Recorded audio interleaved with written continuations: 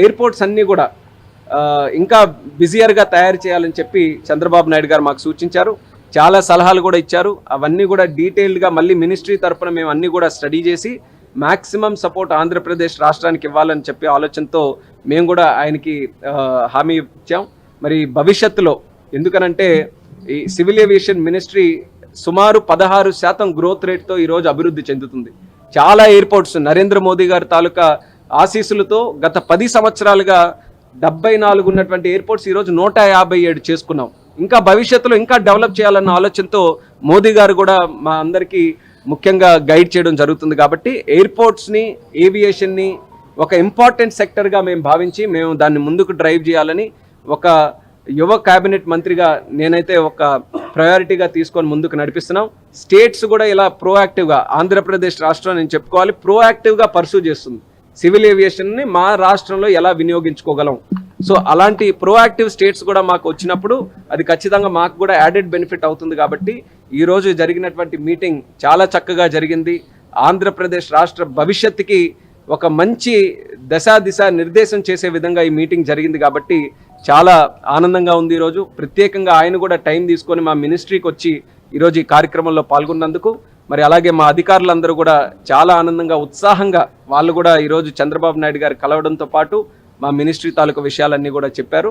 దీనికి ఖచ్చితంగా భవిష్యత్తులో ఇది ఏదైతే ఈరోజు రివ్యూ మీటింగ్ వరకు జరిగిందో దాన్ని యాక్షన్ రూపంలో కూడా భవిష్యత్తులో కార్యాచరణ రూపంలో దాల్చడానికి కూడా మా వంతు ఎక్కడ ఎటువంటి బ్యాక్లాగ్స్ లేకుండా ముందడుగు వేస్తామని చెప్పి అందరికీ కూడా తెలియజేస్తాం. రాష్ట్ర ఆర్థిక పరిస్థితి నేపథ్యంలో ఈ ఎయిర్పోర్ట్స్ నిర్మాణం కానీ ఇవన్నీ సాధ్యమైనా కేంద్రం నుంచి ఎటువంటి సహకారం ఉంటుంది ఎయిర్పోర్ట్స్ నిర్మాణం విషయం? కేంద్ర ప్రభుత్వం ఎక్కడైనా సరే కేవలం ఆంధ్రప్రదేశ్ రాష్ట్రం అనే కాదు ఏ రాష్ట్రంలోనైనా సరే ఒక ఎయిర్పోర్ట్ తయారు చేయాలి అన్నప్పుడు వాళ్ళు ల్యాండ్ కానీ ఎయిర్పోర్ట్ అథారిటీకి అప్పచెప్తే ఎయిర్పోర్ట్ అథారిటీ నుంచే మొత్తం అంతా ఎయిర్పోర్ట్ కన్స్ట్రక్షన్ యాక్టివిటీ అంతా కూడా మేము చూస్తూనే వచ్చాం. ఇదే పద్ధతిలో గతంలో అన్నీ కూడా జరిగాయి.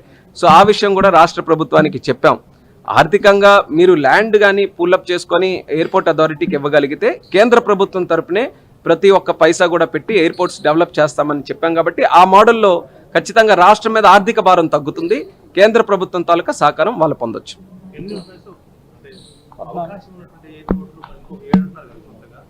అవి కూడా లొకేషన్స్ చెప్పాను కదా, లొకేషన్స్ పెట్టాం. ఇమీడియట్గా ఏవేవి జరుగుతాయనేది కూడా మళ్ళీ డీటెయిల్డ్గా మేము కూడా స్టడీ చేసుకోవాలి. ఎందుకనంటే కొన్ని దగ్గరలో మనకి ఆన్ పేపర్ 500 ఉందో 700 ఉందో 800 ఉందని అనొచ్చు. కానీ అక్కడికి వెళ్ళి మేము సైట్ ఇన్స్పెక్షన్ చేసిన తర్వాత ఎంక్రోచ్మెంట్స్ ఉండొచ్చు, అక్కడ ల్యాండ్ తాలూకా టెరెన్ వేరేగా ఉండొచ్చు. కాబట్టి డీటెయిల్ స్టడీ చేయాలి. ఆయన కోరిక ఎక్కడికక్కడ ఎయిర్పోర్ట్ కనెక్టివిటీ ఇవ్వాలనేది చంద్రబాబు నాయుడు గారు రాష్ట్ర ప్రభుత్వం తరఫున కోరిక కోరడం జరిగింది. కాబట్టి మేము డీటెయిల్డ్ ఇన్స్పెక్షన్ మేము చేస్తాం. అన్ని ఎయిర్లైన్స్ ను కూడా ఈరోజు సంప్రదించి కనెక్టివిటీ కూడా ఏ రకంగా పెంచాలనే దాని మీద మేము దృష్టి పెడుతున్నాం. ఇప్పటికే మనం చూసాం 2 నెలల్లో. ఎందుకనంటే చంద్రబాబు నాయుడు గారు అమరావతిని మళ్ళీ డెవలప్ చేస్తామని గట్టిగా బలంగా దాని మీద వర్క్ చేస్తున్నారు. కాబట్టి విజయవాడ కనెక్టివిటీ కూడా ఈరోజు చాలా పెరిగింది. దానికి బాంబే నుంచి 2 ఫ్లైట్లు ఈ వితిన్ 100 days లోపలే 2 ఫ్లైట్లు మనం స్టార్ట్ చేసాం. అలాగే మనకి ఢిల్లీకి కూడా కొత్తగా మరొక ఫ్లైట్ మనం స్టార్ట్ చేయబోతున్నాం. ఈ రకంగా కనెక్టివిటీ బెంగళూరుకి కూడా మళ్ళీ విజయవాడ నుంచి కొత్తగా ఫ్లైట్ వేయబోతున్నాం. అలాగే విశాఖపట్నం టు విజయవాడ అతి త్వరలోనే ఆ కనెక్టివిటీని కూడా మళ్ళీ పెంచబోతున్నాం. తిరుపతి నుంచి కూడా కొన్ని కనెక్షన్స్ ఉన్నాయి ఢిల్లీకి బాంబేకి, దాని మీద కూడా దృష్టి పెడుతున్నాం. సో కనెక్టివిటీని కూడా ఎయిర్పోర్ట్ ఇన్ఫ్రాస్ట్రక్చర్తో పాటు కనెక్టివిటీ మీద కూడా దృష్టి పెట్టి ఆంధ్రప్రదేశ్ రాష్ట్రంలో ఏవియేషన్లో కొంచెం ముందంజలో ఉండడానికి మా వంతు ప్రయత్నం.